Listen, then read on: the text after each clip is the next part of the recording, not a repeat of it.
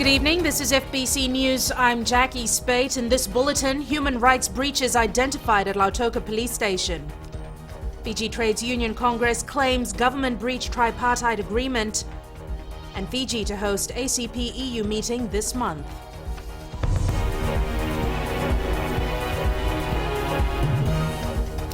The Fiji Human Rights and Anti-Discrimination Commission has identified some basic human rights breaches with the facilities at the Lotoka police station. The discovery was made during the Commission's first fact-finding mission in Lotoka today.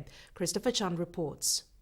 The surprise visit by the Human Rights and Anti-Discrimination Commission caught many off guard. It is, of course, a surprise visit. We could not give any notice to them. We can, under the Constitution, we are empowered to do any surprise visit, not only in a public institution, but also in a private institution. At the Lotoka police station, the commissioners observed the facilities and even spoke to accused persons kept in custody. They made a few allegations regarding the detention and how they maintained their cell.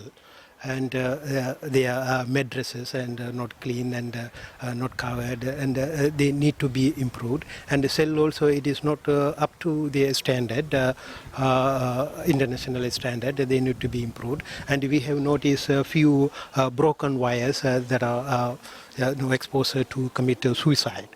Commission Chair Justice Mohammad Ajmer says they have advised Lotoka Police to improve on areas that they are currently lacking, including allowing families to visit accused persons. A human rights culture, we need to develop in those areas. Some officers, they don't know about the basic human rights guaranteed under the Constitution. We have to educate them as well. We will we will create a human rights situation, human rights culture in Fiji. That is one of our mandate. After visiting the Lotoka police station, the commissioners then proceeded to the Natambua Corrections facility. The Human Rights and Anti-Discrimination Commission is an independent body that ensures human rights issues are not violated. Christopher Chand, FBC News. The Fiji Trades Union Congress claims that the government and employers have breached the tripartite agreement.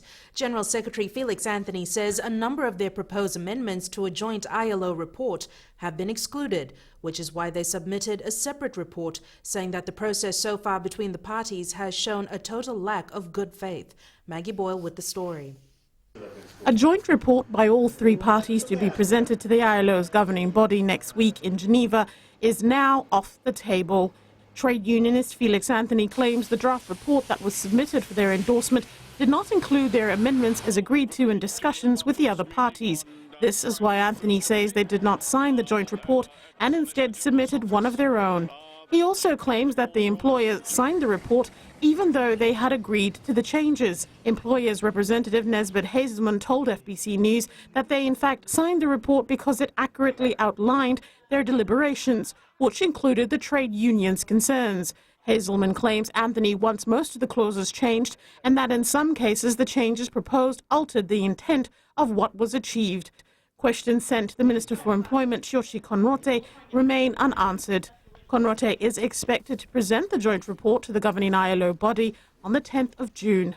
Maggie Boyle, FBC News. Fiji will for the first time be hosting the African, Caribbean and Pacific EU Joint Parliamentary Assembly. Akusita Tale reports this is a milestone achievement for the country, given that our parliament is barely 6 months old. The 29th session of the ACP-EU Joint Parliamentary Assembly will bring together some of the world's most powerful parliamentarians from 78 countries in the African, Caribbean, Pacific and the European Union. The event will focus on issues that are currently affecting the ACP and the EU regions. In terms of climate change, they're going to be talking about democratization, they're going to be talking about challenges for the empowerment of women and so on. And it is, I think, as I say, a significant fact that this meeting is taking place here in Fiji. The meeting also shows the confidence the region has in Fiji's parliamentary democracy and the effective establishment and operation of Fiji's parliament. It's important that the institutions of democracy, really are strong in the coming years, and we look forward to continuing to work in that field. But yes, I think the fact that the ACP-EU Parliamentary Assembly is happening here in Fiji is certainly a credit to the way in which the Fiji has developed over the last few months. The meeting will also include the first political dialogue between the EU and Fiji, where issues of mutual interest, human rights, trade and democracy, amongst others, will be discussed. The meeting will be held from June 15th to the 17th. Ako si Tatalei, FBC News. The US government has commended Fiji and other Pacific Island countries for bringing to the forefront the devastating effects of climate change at the United Nations and other international and regional conventions. US Ambassador to Fiji Judith Sefkin says we must act now and work together to address this shared challenge. Watisoni Raikundroka reports. Fiji will be leading the campaign to convince industrialized nations to embrace binding cuts in carbon emissions to reduce the current state of global warming at the November climate talks in Paris. We must seize the historic opportunity that the upcoming climate talks in Paris offer to establish for the first time an agreement that is ambitious, durable, and that applies to all countries. Speaking at the celebration of the United States' 239th independence anniversary last night, U.S. Ambassador to Fiji Judith Sefkin says the U.S. is committed to doing its part as a responsible global citizen to double the pace of current pollution reduction. Our recent submission to the UN Framework Convention on Climate Change, we pledge to reduce our net greenhouse gas emissions between 26 to 28% by 2025. Sefkin says the U.S. aims to reduce 80% of emissions by 2050.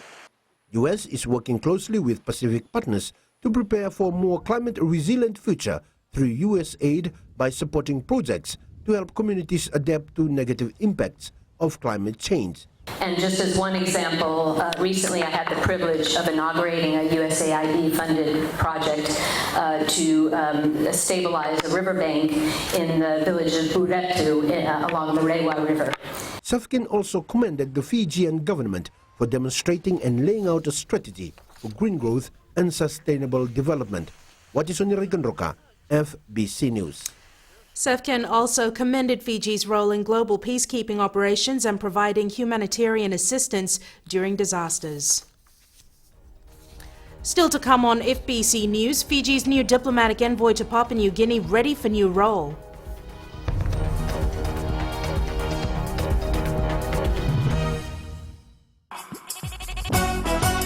छू छू छू हे हे नमस्ते Fiji, आपके हर एक problem की दवा लेकर मैं आ गई हूँ 9 से 12 बजे तक आपकी सहेली रेनू। छू छू छू 40 में 20 का दिखना है। मैं हूँ ना आपके साथ में मिर्ची एफएम पर 9 से 12 बजे तक मंडे टू फ्राइडे। मिर्ची it's hot.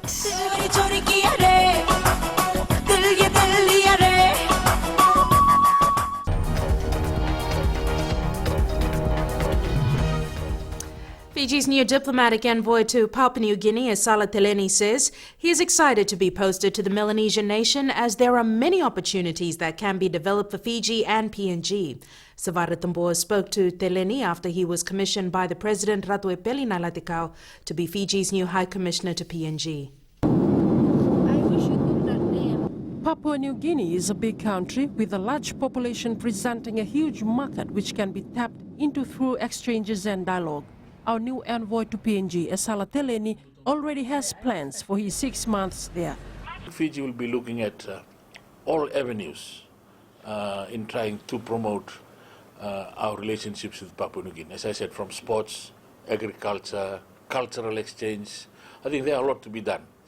Instead of just focusing on business, I think there are a lot to be done, a lot we can explore together with Papua New Guinea. Working as Fiji's High Commissioner is not new to the former police commissioner, as he was Fiji's ambassador to China for the past 3 years. Teleni currently holds chairmanship of the National Security and Defense Review Committee. There is no indication yet as to who will replace him. That will be the decision of the National Security Council, which is under the Prime Minister. know it is an important position. It is an important role in developing this first ever national security for Fiji. Teleni says it's an exciting and at the same time a challenging role given PNG's position and role in the Pacific. However, he says there is a common interest between the two nations, which is maintaining relations. He leaves for PNG next Saturday. Sabera Tambua, FBC News. The Royal Fiji Military Forces has called for minor amendments of the National Flag Protection Bill and the Coat of Arms Bill. Land Force Commander Colonel Sitiveni Ngilio made the submission to the Parliamentary Standing Committee on Justice, Law and Human Rights this morning. In his submission, Land Force Commander Colonel Sitiveni Ngilio says the two bill rightly protects the two highest symbols of the country. However, Ngilio noted that the National Flag Protection Bill does not say if the national flag can be flown on ships. Section 6.1 reads, the flag may be hoisted or displayed at any school, home, institution, building or event. It does not mention ships. In addition, Ngilio says there is nothing in the bill that states that the coat of arms is the presidential standard. Currently, the coat of arms is used as the presidential standard, hoisted during formal military parades, where the president is the reviewing officer. It is also flown on the presidential vehicle and affixed on the vehicle as the identification plate. The RFMF suggests that it is the intention, if it is the intention to continue with the current practice where the coat of arms is the presidential standard, then it be specified in the bill. Meanwhile, the Sadalpo Youth Wing also made a submission to the committee saying the flag should only be changed according to the will of the people. To change the flag without the voice or the will of the people is a symbolic insult to the people of Fiji and is destruction or desecration. Peter Wangavonovono adds that the coat of arms is a symbol of the nation's sovereignty and unity and cannot be changed easily by change of government. The committee continues to hear submissions. Julie Vatuwaliwali, FBC News. The U.S. naval hospital ship Mercy will arrive in Suva tomorrow evening. The hospital ship provides humanitarian aid and civic action programs that strive to improve critical infrastructure, support host nation health, education and service programs. Savara Tambua has more on the story. Medical health exchanges, engineering engagements, civil military assistance and community relations events will be conducted during the USNA Mercy's 13 days visit to Fiji. We will be providing arteriovenous fistulas for hemodialysis access. That's one of the things that has never been done on a ship before, so we're very excited and proud of that. Otherwise, there will be cataract surgery, there'll be cleft lip, cleft palate repair, hernia repair, gallbladder surgery, so a wide variety. We're coming with over 12 different surgical subspecialists. U.S. Ambassador to Fiji Judith Theftkin says that the hospital ship is here as part of the Pacific Partnership Program to help improve disaster response and preparedness. We're very excited that this weekend we will welcome the arrival of the U.S. naval ship Mercy to kick off the Pacific Partnership 2015. This is a multilateral undertaking. In addition to the United States Navy, the partnership team includes personnel and assets from Fiji, Australia, France, Japan, New Zealand, and the Republic of Korea. The ship has more than 1,000 crew members with the primary mission of providing rapid, flexible and mobile acute medical and surgical services. The ship arrives at the Suva King's Wharf at 6 p.m. Sabera Tambua, FBC News. If you want to be the next Miss World Fiji to represent the nation at the world platform, this might be the right time for you to impress the judges with your talents. Ritika Pratap with the details. The official casting for Miss World Fiji for this year takes place in Suva tomorrow. The judges will screen and interview potential candidates before selecting the top 10 who will then compete for the beauty title. The criteria that we're looking for is confidence, poise, someone that's passionate about beauty with a purpose, which is, of course, the charitable aspect behind the Miss World brand. Young women between the ages of 17 to 24 years, unmarried with a valid passport, can take part. Well, someone that has a lot of confidence and at the end of the day is very passionate about representing Fiji at the biggest stage of beauty, which is the Miss World contest. Reigning Miss World Fiji, Charlene Tapunai is encouraging young Fijian women to be part of this opportunity. Well, I had a great experience in London. Despite the fact that it was really cold, I had so much fun with the rest of the contestants and learning from them and what they were doing with the Beauty with a Purpose projects in their own country. It was really humbling to know that. This year's Miss World Fiji contest will be staged over a week at the Pearl South Pacific Resort next month. The Miss World 2015 pageant will be held in Sanya, China on December 19th. Kritika Pratap, FBC News. Sports is up next. Here's Jamie with the latest. Thank you, Jackie, and good evening. After the break, we get the latest from the Vodafone Fiji Under-20 football camp, and Fiji Warriors players to feature in Skipper Cup this weekend. This and more coming up.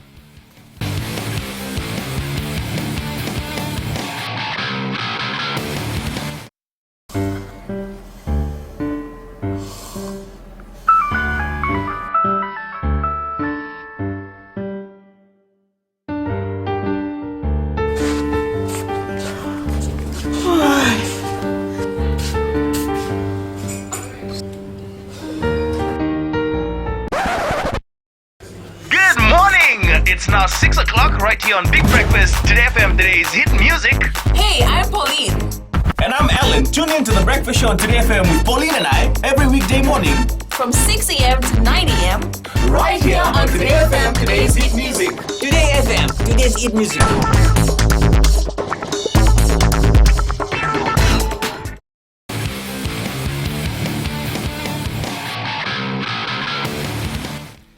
The Vodafone Fiji Under-20 side is riding on cloud 9 following their 3-0 upset win over Honduras in the FIFA Under-20 World Cup yesterday.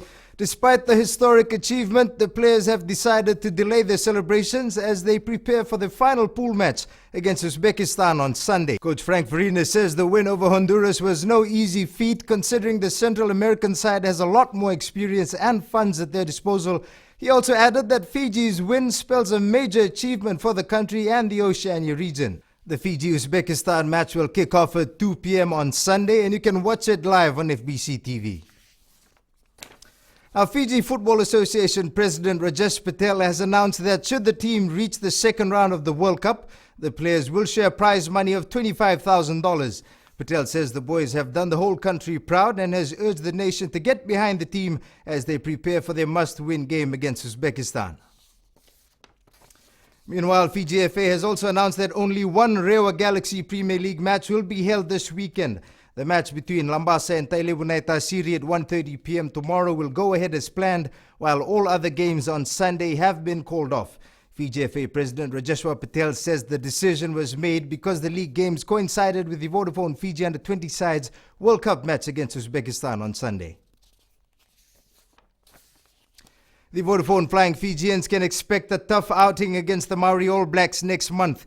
Coach John McKee says his side will face an acid test in the match, which will serve as a good build-up to the Pacific Nations Cup. Talendau Dakadaka reports. Flying Fijians coach John McKee is looking forward to the team's match against the Maori All Blacks next month. The match will be a dress rehearsal for the side he will take to the Pacific Nations Cup and possibly the Rugby World Cup. A number of weeks ago now, we announced I think there were about 53 names on the list of an extended squad. Next week we'll narrow that squad down to approximately 40 players that we'll invite into the first camp. There'll be some local players involved in that as well as overseas professional players. This will only be the 8th meeting between the two sides, with the last match held in 2010, and the Fiji Rugby Union is looking forward to hosting the Kiwis. You know, the New Zealand Maoris come with a lot of tradition, a lot of history, so they will indeed, in our opinion, provide a very credible start and a very good opportunity for us to have an early gauge of where we will be come the 18th of September. The Vodafone Flying Fijians will host the Maori All Blacks at the ANZ Stadium in Suva on July 11th. Talendau Dakadaka, FBC Sports. Tougher competition can be expected in the Skipper Cup this weekend, with Fiji Warriors players featuring for their respective provincial clubs. The side arrived on Wednesday after its undefeated tour of South America. Coach Senirushi Serubakula says the return of his players will boost competition in the tournament. Some of them will be going back to their provincial this week, and playing on Saturday, and they have to play to the provincial and show that the level they've been, and not to be going down again. They have to keep on stepping up in every game they're going to play. Seruvakula also adds this is also a good chance for local players who did not make the cut for the Flying Fijian squad to prove themselves. Meanwhile, the third round of the Skipper Cup competition will kick off at 3 p.m. tomorrow. The dates for the World Cricket League Division 6 competition has been announced. The tournament, which serves as a qualifier for the 2019 World Cup, will be held in England from September 7th to the 14th this year. Fiji has qualified from the Oceania region alongside Vanuatu. Now that was your sports for this evening. I'll be back again on Monday. Until then, have yourselves a safe weekend. It's back to Jackie now with business.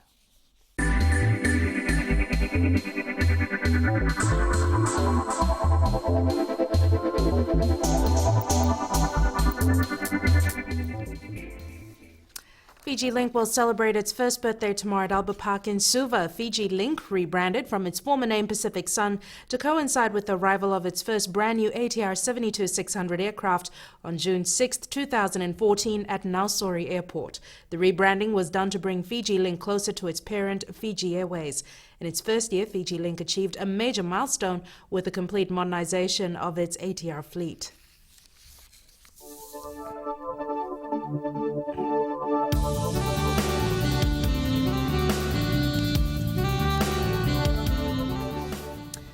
Cloudy periods with some showers were experienced over Lomaiviti and southern Lau Group. The eastern, southern and interior parts of the larger islands, mostly fine weather prevailed elsewhere. A broad southeasterly wind flow prevails over most southwest Pacific Island countries. In temperatures, Suva and Sabu Sabu pencil the lowest temperatures today at 27 degrees. Lombasa the highest with 32 degrees. Tomorrow, cloudy periods with some showers over Lau and Lomaiviti Group, the eastern parts and interior of the larger islands. Showers easing from later today, elsewhere fine. And the outlook for Sunday is some showers over most places. And recapping our top stories. Human rights breaches identified at Lotoka police station. Fiji Trades Union Congress claims government breached tripartite agreement, and Fiji to host ACP-EU meeting this month. To our poll question this week, we're asking, should retail opening hours all over Fiji be extended? Visit our FBC website to take part. Remember, you can send us newsworthy pictures and videos on email citizenseyes@fbc.com.fj or share it with us via Facebook page FBC News. And if you're on Twitter, follow and tweet us your news tips at FBC_news or simply #FBC News. You've been watching FBC News. I'm Jackie Spade. Good night.